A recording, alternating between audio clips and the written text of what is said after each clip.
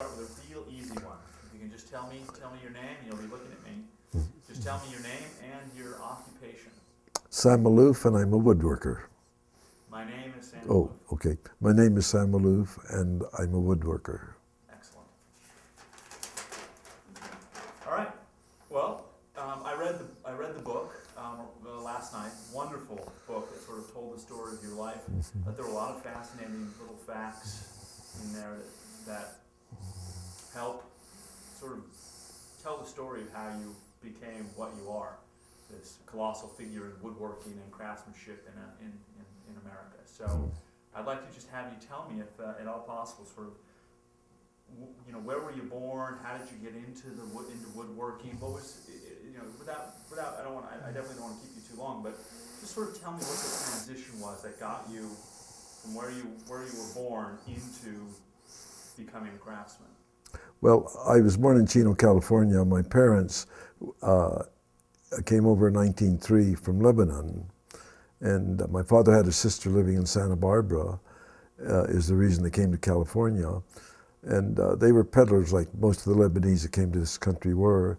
And my mother was a wonderful singer, and when they got here, there were quite a few Lebanese people here. And in those days, they were Syrian, because they lived in Syria, and it was the Ottoman Empire that controlled Syria, Lebanon, Palestine, and Egypt. And I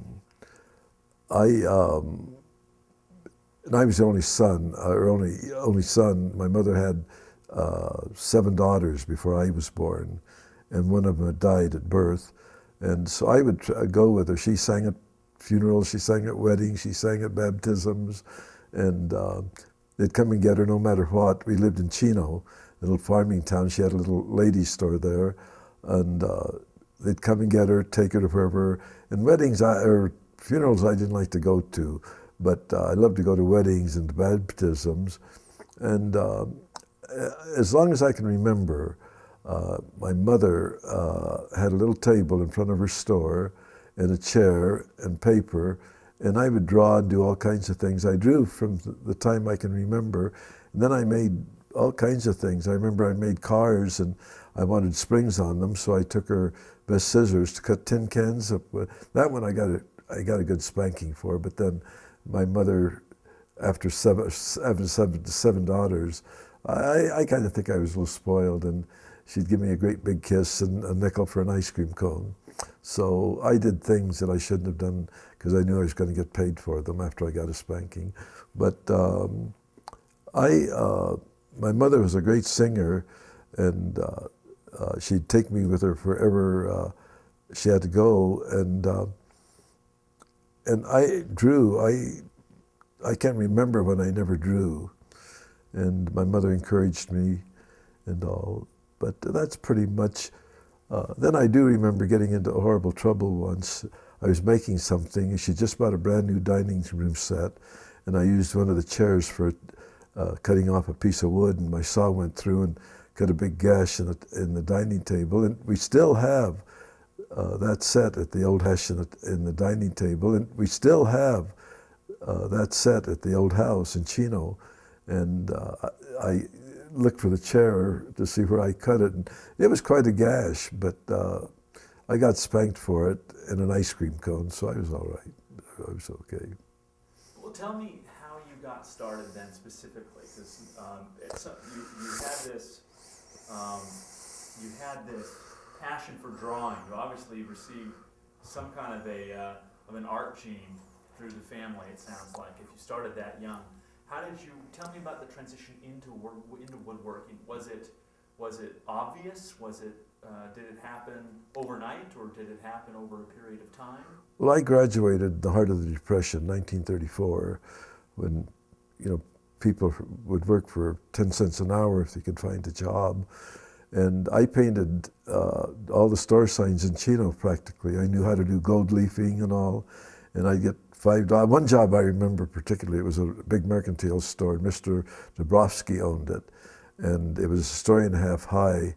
And he said, "Sammy, I want you to paint a sign for me." So I designed it, and I said, "You have to furnish the ladder though and the paint." And he did, And my brother was 4 years younger than me, and I was about 15. And I climbed the ladder, and I looked, and I thought, oh boy. And I did one letter, I walked down, I heard him calling me, and so I walked down, he said, Sammy, sign this paper. And it was that if I fell off and got killed, he wouldn't be responsible. And here I was just a kid, and I signed the paper, but it scared the dickens out of me. But I painted it, and I painted every sign in Chino while I was in high school. I'd get $5, $2, $3, and all, but I cannot remember. And then I won a national contest for drawing, and it was the Pasadena Playhouse and the Padua Hill Players, and they had a big, well, we thought it was a big dinner. None of us ever ate in a fancy restaurant, but they invited the class and myself, and then the owner of Padua Hills and a big company, another company, asked me what I was going to do that summer, and I said, I have to find a job. I want to go to college, but I have to find a job first. And he said, well, you come see me after school's over. And I mentioned it to my art teacher, Miss Corwin, I'll never forget, real pretty girl. And she was probably maybe 5 years older than I. I think she liked me a lot. I don't know. But anyway, she asked me if Mr. Garner had ever gotten in touch with me. And I said, yes, but I don't have a car. She says, I'll take you. So she took me to Claremont, and I got a job, $12 a week, 8 hours a day. And I thought, well, I'd go right into the art department, but he said, have you ever washed windows? And they were panes like the ones I have in here. And I said, oh yes, I've washed windows. And he said, well, I think we'll start you on washing windows. And I washed windows for 3 months, inside and out, and I washed them in my sleep. And then one day he said, well, I think you're a good worker. I want you in the art department. Well, I was the only one in the art department. So I did designed posters for the Pasadena or the Padua Players. It was a theater that went on for a long time. And then I had to do a display for the company, and I designed it, and it was quite large. It was across this room, and I had to cut out letters, and I didn't have a bandsaw. And I went to this shop where I just was fascinated by what they did. And I got nerve enough up. He'd smile at me, but never ask me to come in. And they had garage doors. But I walked in, and I asked for the owner, and this fellow said, he isn't here. What do you want? And I told him, and he says, if I were you, I'd leave, because he's the, I haven't talked to him in months sometimes. And he walked in just as he said that. And I don't think he heard him, and he said, may I help you? And I told him what I wanted. And he said, well, I noticed that you love to watch what we're doing in here. And I said, I do. I'm fascinated. He said, have you ever used a bandsaw? And I said, oh, sure I have. Well, I hadn't. And I made this beautiful display for the Tulsa Oil Show, and it won first prize. And he asked if I'd like to go to work for him. So I worked doing artwork, and then I worked till 1, 2 o'clock in the morning doing displays for bullocks. And then I was drafted into the Army, and I'd never been away from home ever in my life.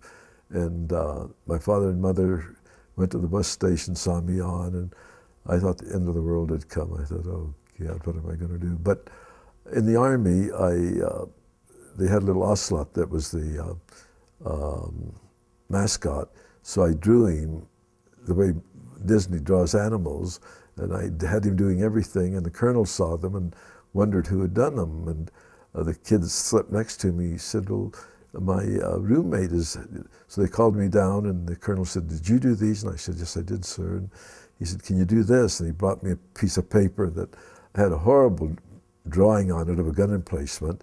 And he said, can you do this kind of work? And I said, I can, sir.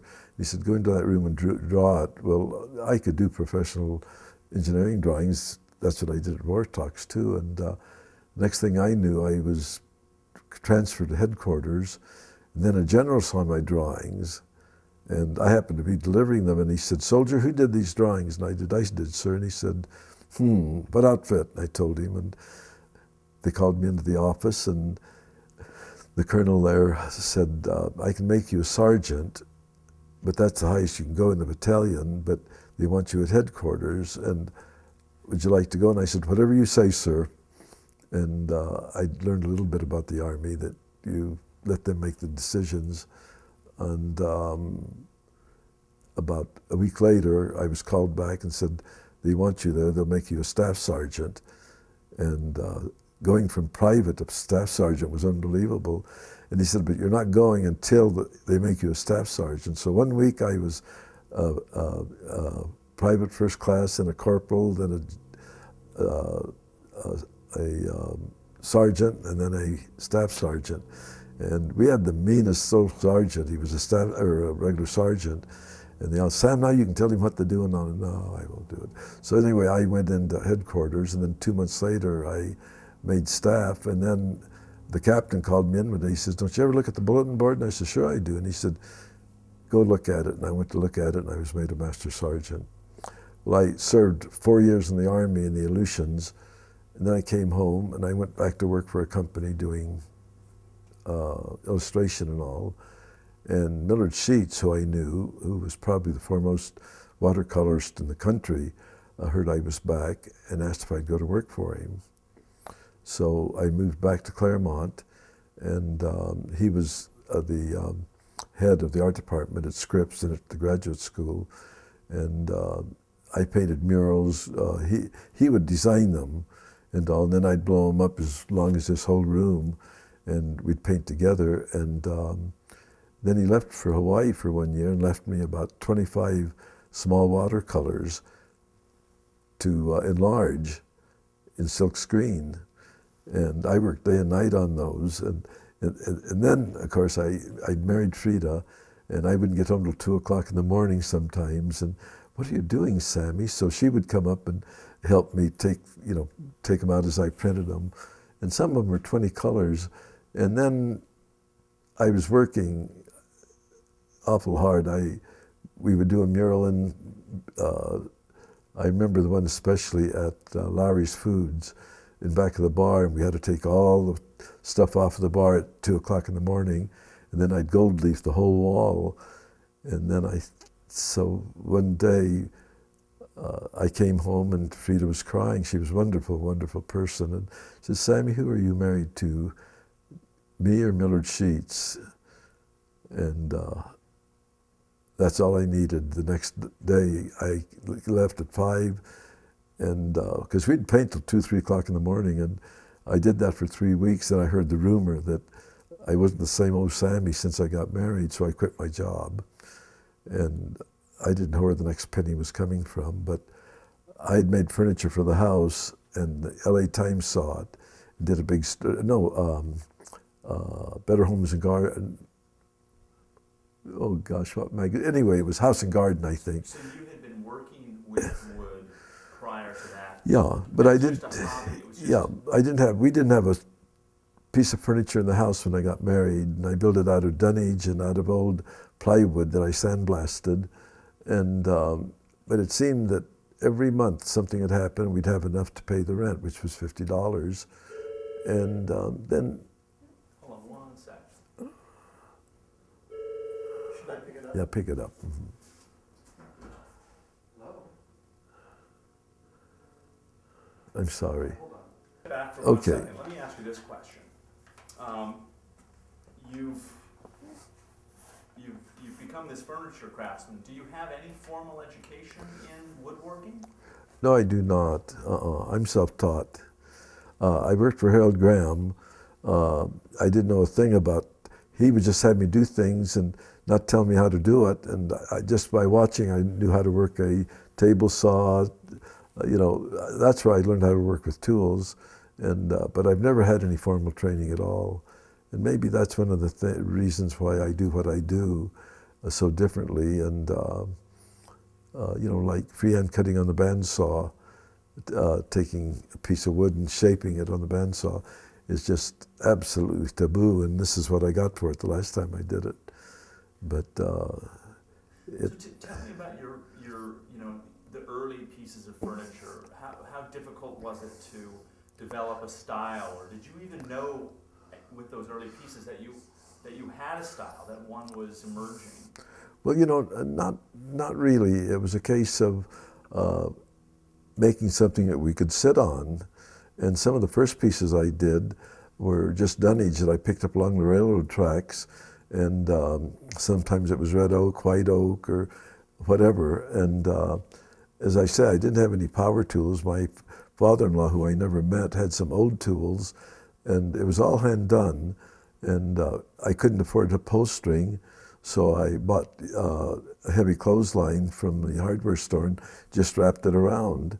And I have one upstairs. It's the only piece that I have that I kept. But Elizabeth Gordon of House Beautiful heard about my things, and one year she did 3 articles, and which was great. And people saw them and called me, and but I worked alone for a long time.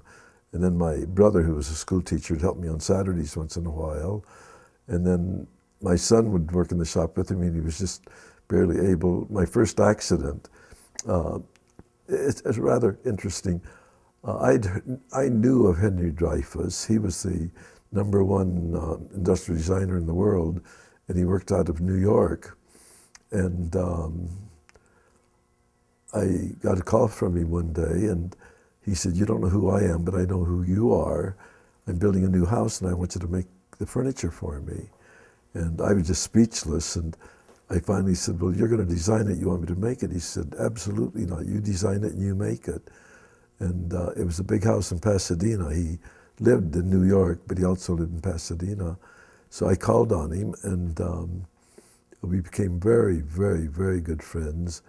And I did a lot of furniture for him. I did a refectory dining table. I didn't know what it was. I had to look it up, and made one, and chairs and buffets and coffee tables, side tables. I did a lot of furniture for him for $2,500.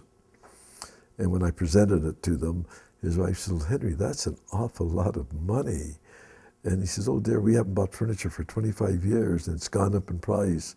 Well, those pieces now are collector items. I mean, they sell for whatever you wanted to pay for them, but he was really the one that got me going. And I'd already quit my job, and then other people that were well known and all.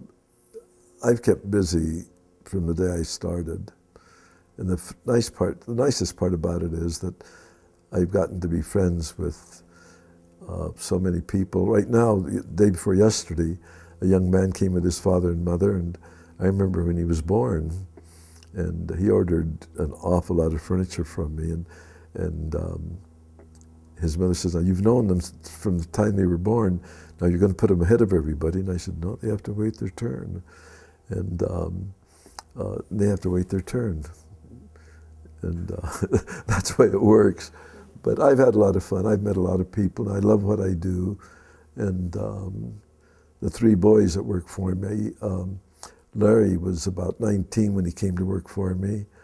And he worked for about 6 years, and he left for 20 years, came back, and now he's about 65. You saw him, he was here. He works with me. And then Mike was 20. He just graduated from college. He's worked with me for 26 years. David was 16, worked for me out of high school, went to college, and he works with me. He's about 39. Then my son worked with me from the time he was a baby, or could walk, and but he has a shop. Well, he takes care of a ranch that I have, and I wish he'd go back to woodworking, but I don't think he will. Tell me, tell me about some of the other well-known commissions that you've had. Just other. Well, I'm not going to name drop, but I've done commissions for a lot of people, and that have seen my work. And the Metropolitan has work in their collection. The Museum, Contemporary Craft Museum, which is now the Museum of Art and Design in New York have quite a few. Boston has the most. The Fine Arts Museum in Boston has about 20 of my pieces. But I'm in just about every museum in the country, and I've never asked for it. I've never solicited. I've never solicited work from anybody. And these come, and I don't give it to them because I want to be in a museum. They've all paid for it. So I've been very fortunate in that manner. Tell me, here we are in a beautiful part of California. Mm-hmm. You were born in Chino, it sounds like, with the exception of the time in the Army, with the military, that you've spent a good amount of your life here. There definitely is a California ethic. I grew up here, Mm-hmm. and I live now in New York, and even though I can't articulate it very well, I know that there's sort of an ethic here of how you look at things, how you live your life, the freedom, the independence, the appreciation of Mm-hmm. creativity. Tell me a little bit about that ethic and how it's affected your life and your work. How has living in and having come from California had an impact on you and your work? Well, I think that living in the atmosphere that I've lived in has been very helpful. I had my wife had been director of arts and crafts in the Indian Service at Santa Fe, and I met her when she went to. Her mother was an invalid, and she left the service. She went into the Navy. And she was in the Navy for about 2.5 years, came back, her mother, she'd lost her father and all, and she got into Scripps on a scholarship, and I was the first person she saw, and I saw her in a group, and I thought, what a beautiful girl, and she was looking around like that, and she had Indian moccasins and all, and she asked if I could tell her where the office was, and of course, Millard was my boss, and I said, I'll not only take you, I'll not only tell you, but I'll take you. And we talked about 15 minutes, and I fell harder than a rock, and I thought, well, she'll be back. Well, I didn't see her for 3 weeks, or 3 months.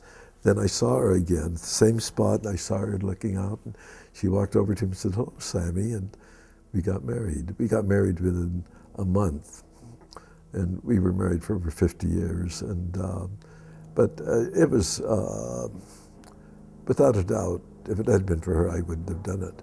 No one else would have lived with me, not knowing if you're going to make $5 a week or $50 to pay rent and all. So she was the heart and soul of what I did.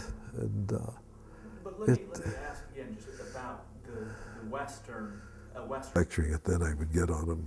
So you have people imitating your work? Oh, yeah.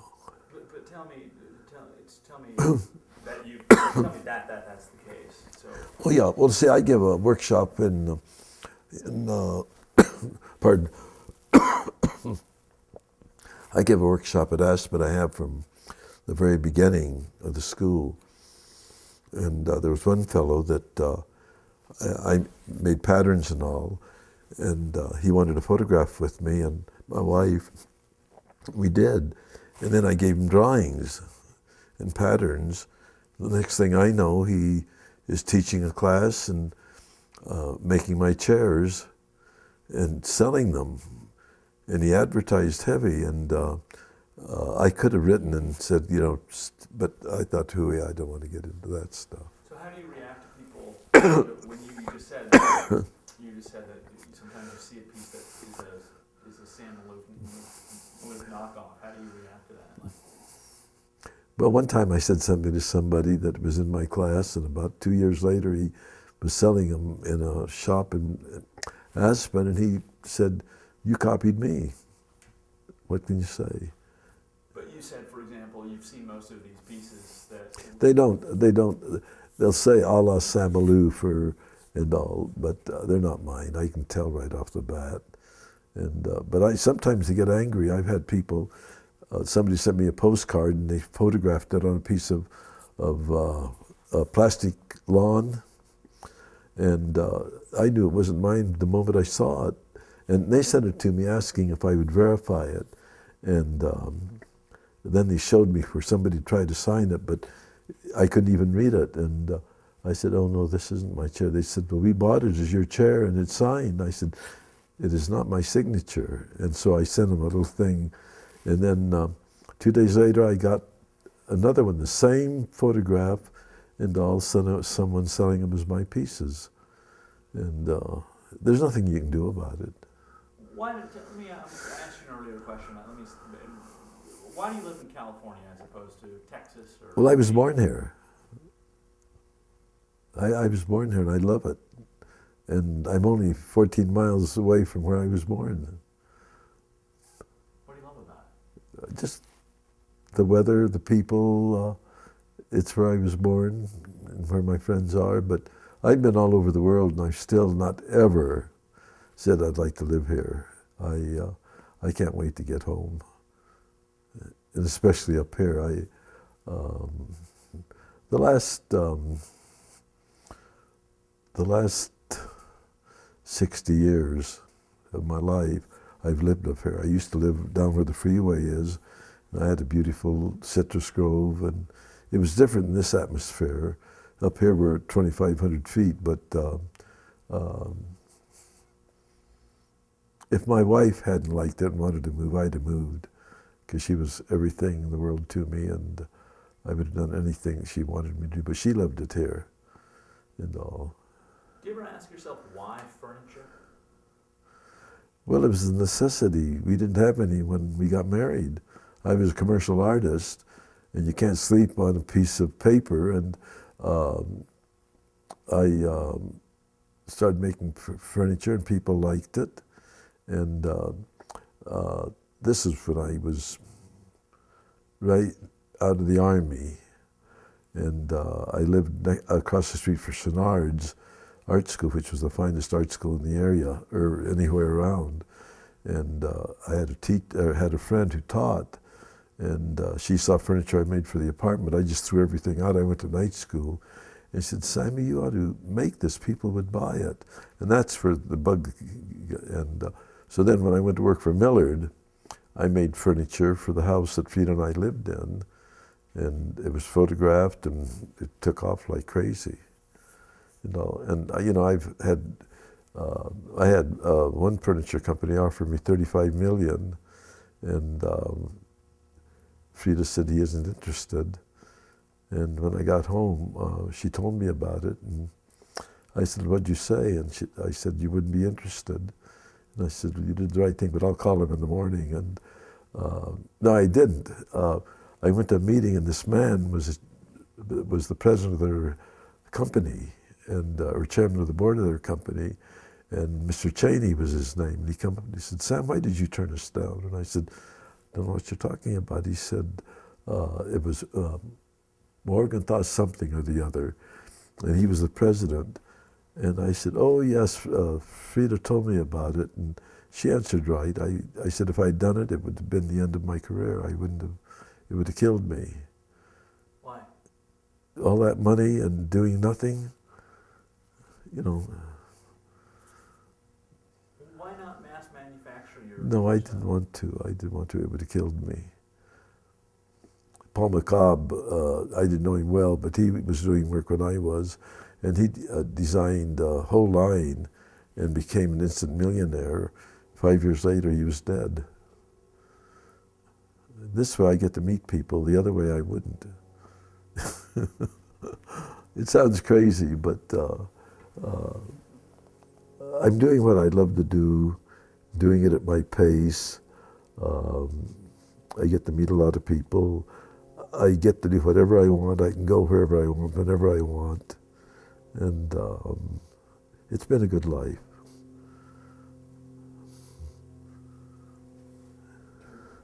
My wife used to say to me, "God's been very good to us." And she was very right, except I lost her. Oh. I cut this part out here, and this is flat. Then I glued this onto that, and I made a piece that's about 4 inches wide.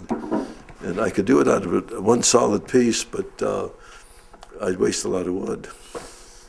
So who is this chair? Who is this chair for? Oh, this chair, I forget who it goes to, but what is this chair made out of? What type of wood is this?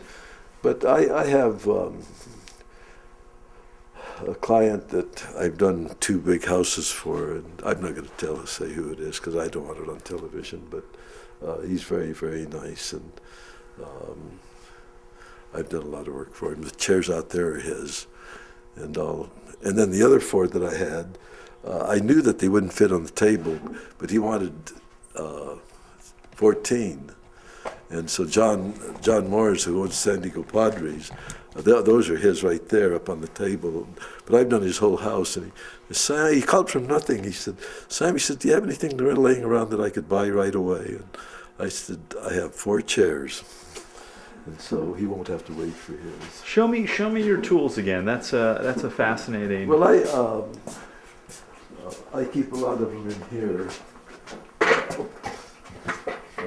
I keep a lot of stuff in here. All of my, like right here, my routers. I have 3 new ones there that I have to put in there. And then a company by the name of. Do woodworkers get sponsorship? Like, Oh no. does Craftsman sponsor you? No. You can wear a Craftsman T-shirt when you work. Festool sent me one of everything they make, and I never bought one, but and they don't use my name, but a lot of people give me tools for. Well, like those little router tables over there, clear at the end. A company gave me 2 of them, and Festool gave me. Show me this. What is this right here? This Which is that? Magnificent organization. Well, it isn't very magnificent when you see a lot of them, but these are all. This little tool here I use now. You can't buy them anymore because they quit making them, but this is a wonderful little tool here. It made my Nicholson file, and they don't make them anymore. They make the 48, 48, 49, and I think, let's see where, I think this is, they make this one here, 49, and then they make the 50, which is a little finer. And but what I do to sharpen them, I'll put them in a pan of muriatic acid, and it eats all the wood away and sharpens them. Show me the 2 that you said you use. Oh, these right here. What do I do with them? I think you put them over here. Let me just. Actually, just. These 2 here, and I bought these the first time they came on the market, and but they're very sharp. They're very sharp, and I cut the handle off of that one so that when I used it, I could really feel it and all. But these. You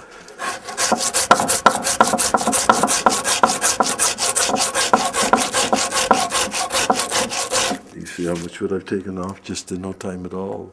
And then with this, and I get in to the little parts like this. I get into little parts like this with it, and then here on this and here, I can take and do these just in there like that. But it works very, very well. Then I use grinders. I use whatever will do the job for me, and all. But it's a lot of fun. Tell me a little bit about what you got back there. Looks like there's a whole bunch of chairs that are sort of in there, in the state of being worked on. Well, all of these chairs are. I don't make a thing unless it's sold, and all of these are sold. I've shaped this. This is rough shaped. As soon as these are finished, that one. These all have to be shaped in here. As soon as this is done and the front is done, then I go ahead and put the spindles in the back on. And this one needs front legs. This is one I made many years ago, and it fell off of a truck. They were getting a divorce, and I don't think the husband tied it on very well for his wife, and it fell off and broke. And I told her, I've had this for 25 years, and I'm just repairing it.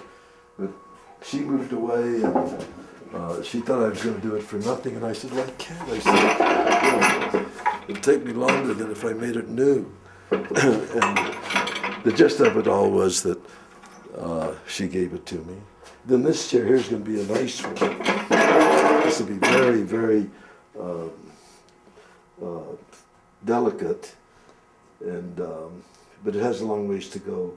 But this is a wood chair that I made for my wife. And then here, what I'm doing here, I could make the rockers out of a solid piece of wood, but I'd have to find a piece of wood that had the grain running that way. Well, here, see, this is the way this goes on here like that. And these are laminated. You can see how they're laminated. And I put a piece of ebony to stand out, and then this will be run over the planer, and then, or the joiner, then the planer, and then I'll cut it here, cut it here, cut it here, and cut it there, drill the hole, and put them on the rockers. And this you can't break. I mean, this, you know, you could stand on it. It doesn't give a bit. Fantastic. So, you know, I haven't ever had a lesson in woodworking, ever. And you learn by doing. That's the best way. Then I have a lot of clamps. I have more clamps I know what to do with. But this chair, this chair, this chair, and that chair went on an order, but it was too many, so these go to somebody else. So it won't have very long to wait. And then this chair here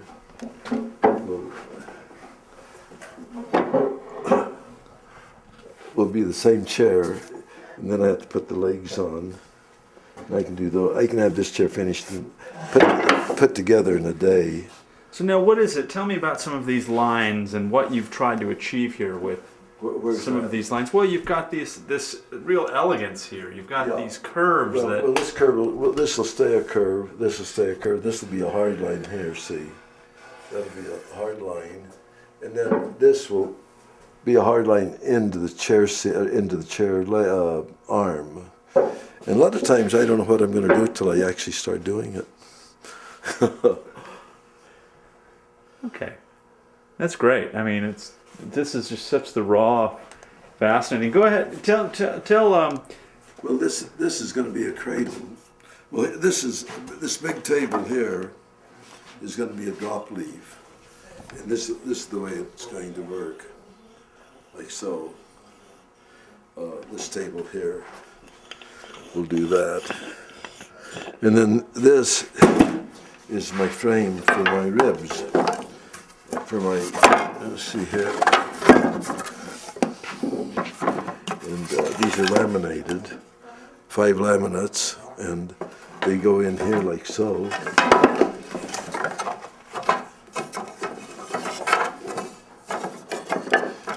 They go in here like so, and then the male one goes in here like that, and then I put a piece of cardboard, for corrugated cardboard in here, to fill the void and clamp it here, here, here, here, and there. And that's the way I get.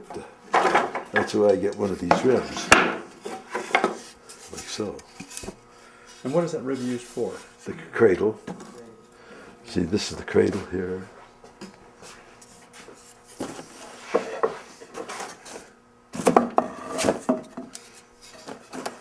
These go in here like that. They fit in that tight. And there'll be one of these in each one of these, and then these pieces here.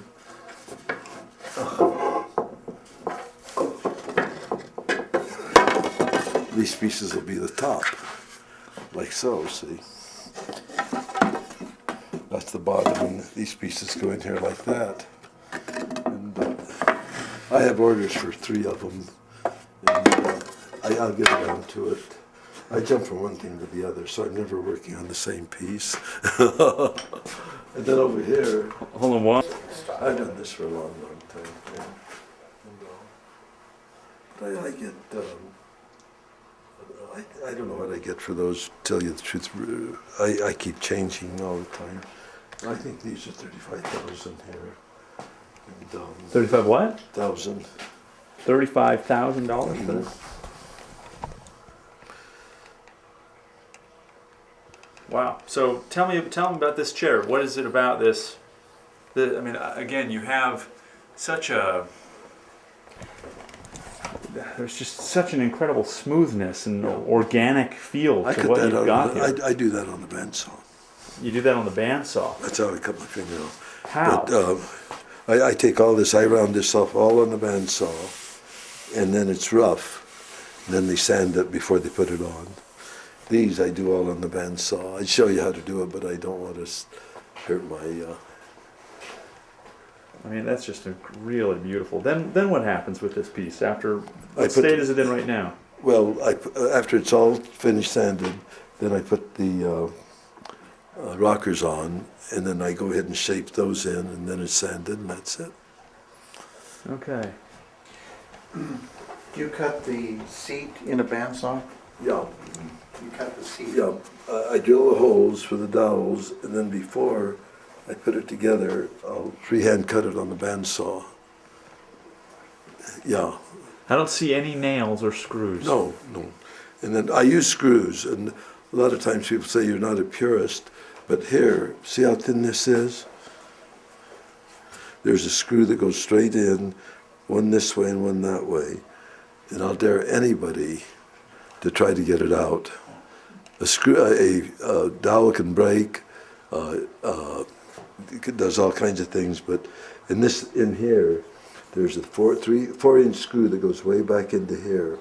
And the other day, I was daydreaming and I went through, and the screw came out here.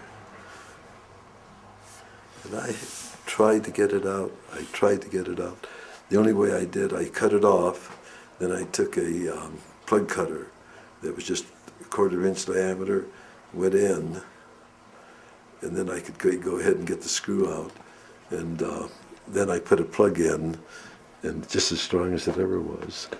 Who's that back there? Who's that picture? Well, that's my son. He was a hippie, and he was about 18 when I took that. And then this was my nephew. He was about 17, and Paul was 18. And they all worked for me, and I got her started. Paul has his own shop now. Nassif is a very good carpenter. And my son lives on a ranch that I have and takes care of the grove, but he's a very good woodworker. But he has a beautiful shop and all kinds of tools, but he just doesn't want to work in wood. Could you show us some of your finished pieces and just talk about them a little bit? We can leave that stuff here. I'll come get it. Have you been in this house? Let me just lock this over here. And here's Beverly. Beverly, you want to lock that, sweetheart? Sure. Come on in. Well, isn't he taking your picture? We're quitting for the day. We're good. Yeah, we're. I have to go to the bathroom anyway. Here, just a minute. Here's sweetheart. You guys have been having fun, huh? Oh, it's been great. Yeah. It's been really terrific.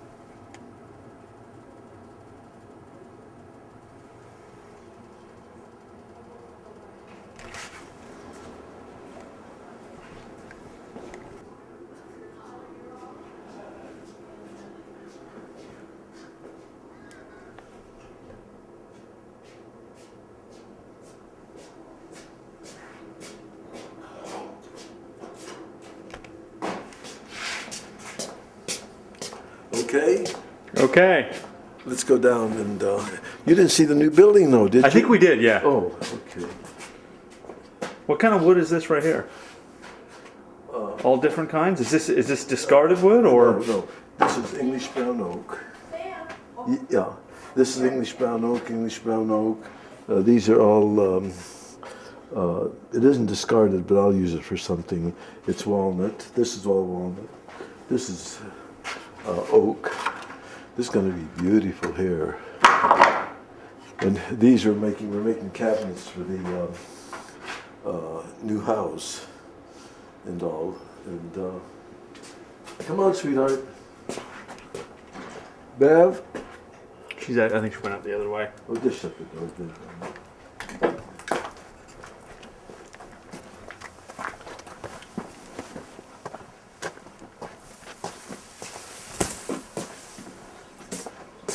I don't think I have the keys with me. Anyway. Beverly? Go ahead. Oh, you're doing it.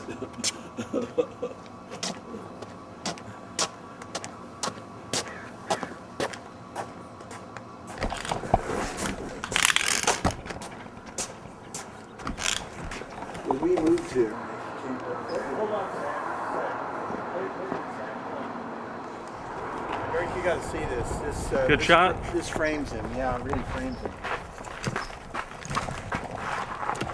tell me when. Hey, Bev.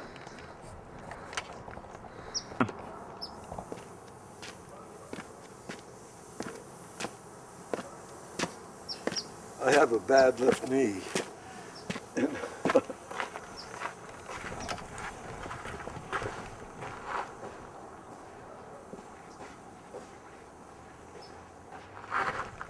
put a platform out there that people could sit and eat. And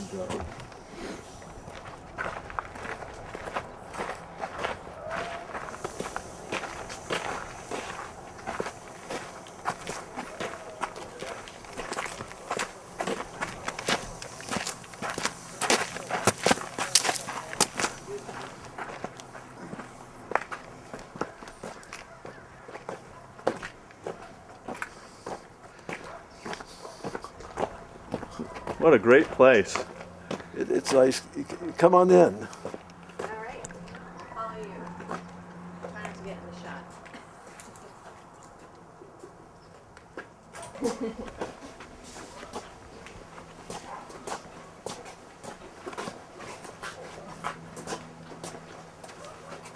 Look at the light right now.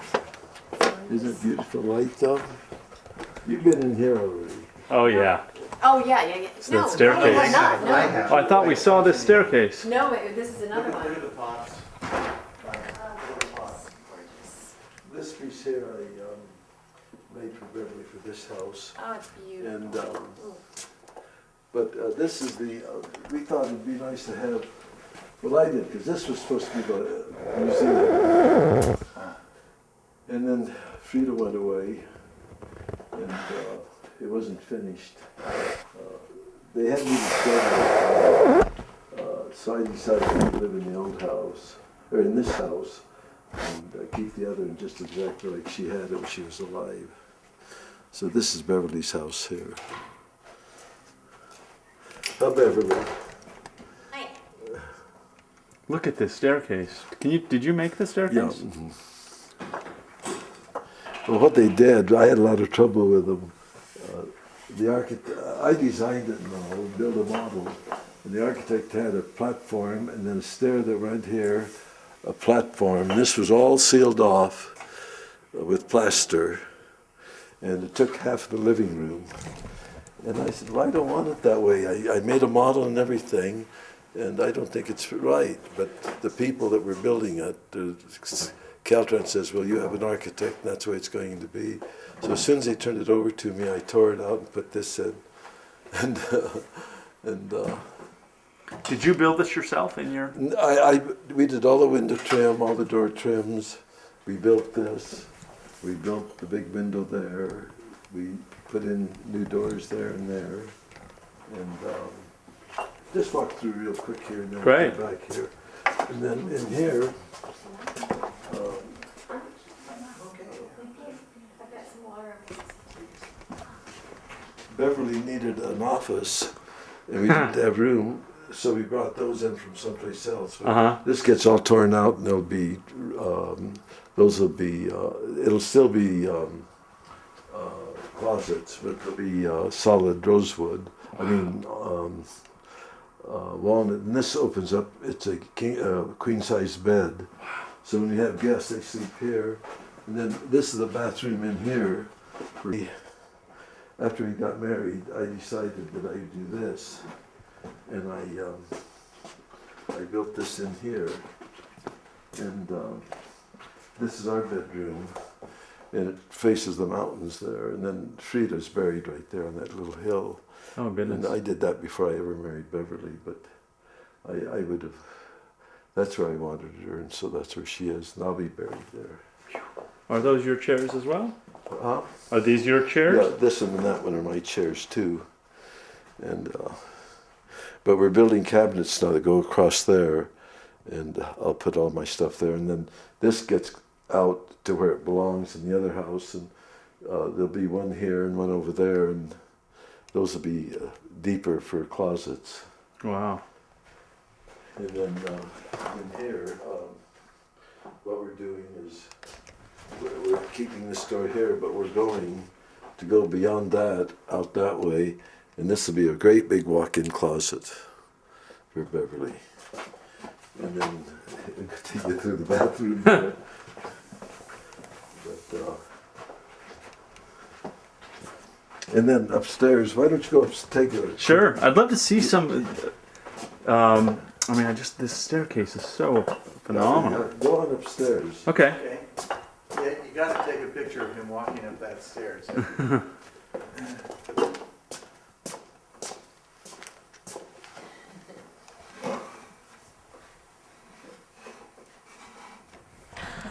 your heart? I don't know if the vent is still undone from our last company or not. We won't look. Okay. And the love seat. Yeah. So you actually make the depression in the seat by bandsaw. That's really phenomenal. Then I put it together, Yeah. and then David can take a satin and clean them out in about an hour. Really. San Diego, and she told me how big she wanted it, and she wrote it down, and it was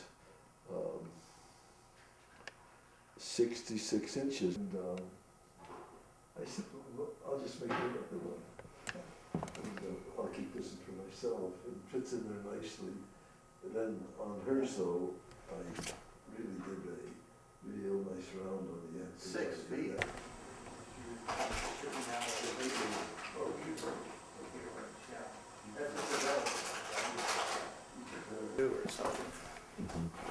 And he doesn't talk about price, but I don't I have one price for everybody. I don't care who it is. And if I'd have said the chairs are 100,000, he'd have paid for them. But I charged what I do everybody. But he's very, very nice, and he's on our advisory board. Oh, he is.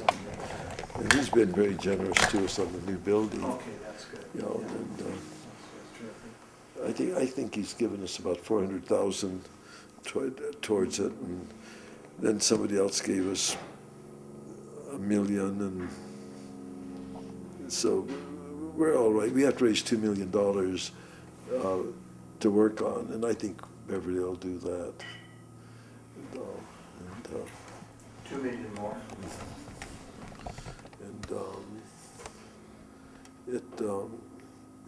I just don't like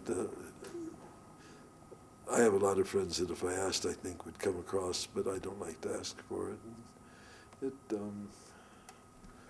Somebody I didn't even know came to see it, and he loved it. And the next thing I know, we get a check for $250,000, and he said more was coming, and don't even know him. Where are we now? Tell me where we are and And tell a little bit about some of the.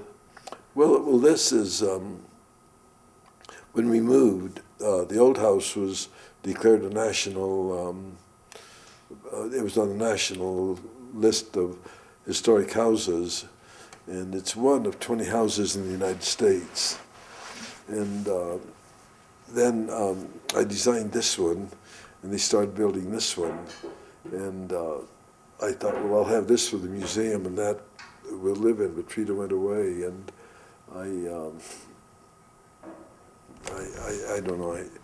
And then I married Beverly later, so this is Beverly's house, and that's Frida's house, and that's the museum, and this we're just keeping as is, and then the big new gallery up there. You saw it.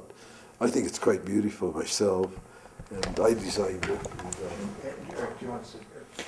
No, I just want to get some shots of some of the chairs and whatnot. I'll probably have to end up using some of the pictures and whatnot, but I think this is the nicest set of chairs that I have. Those four pieces go together very nicely. And the wood is, This is your birthday. yeah. Did you go in the kitchen yet? No, not yet. There's some of his furniture's in there, really pretty dining room table. Oh,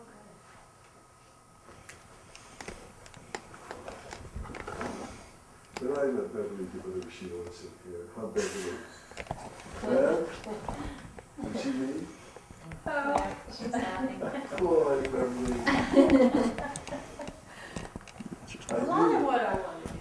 Huh? You let me do a lot Who of makes what I the wooden bowls, the wooden, Different friends of mine. Different friends of mine. The boy that made, I think the one you pointed out, yeah, was a lawyer in San Diego. really, he made them himself. And then he liked it so much that he quit being a lawyer. Okay. This one is made by Well, it was, the Maloof family. yeah, that And was, the father was the beginner, and the grandfather was Sam Smith, and he's out.